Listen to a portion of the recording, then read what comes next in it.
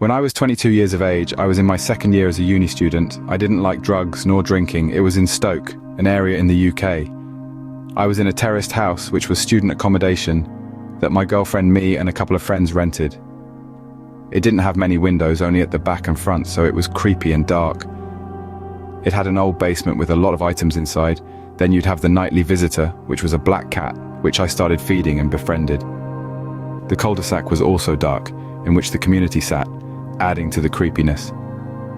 My childhood home was an old one built in the 1800s, so I was kinda used to this setting. My friend and his girlfriend, however, used to get freaked out as they'd hear footsteps in the night, going from the lounge then to the hallway. When they went to have a look, nobody was ever there. Previous tenants of this house all believed it to be haunted. Back to my story, so everyone was finished for the term, but mine was extended by 4 weeks due to clinical placement, meaning I was now in this big house by myself, which I didn't mind as I like my alone time anyway. For 2 weeks, I was having a great time minus the creepiness.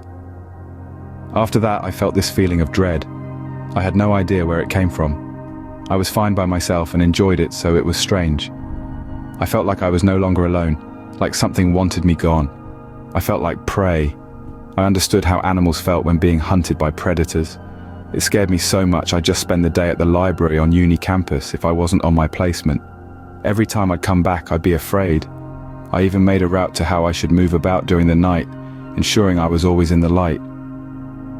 I did this through the day too, in any dark areas.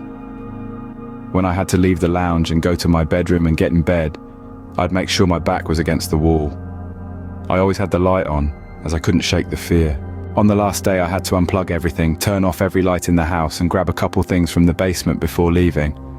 I was so frightened, everything seemed to be in slow motion, making sure a light was on wherever I was and my stuff was ready to go.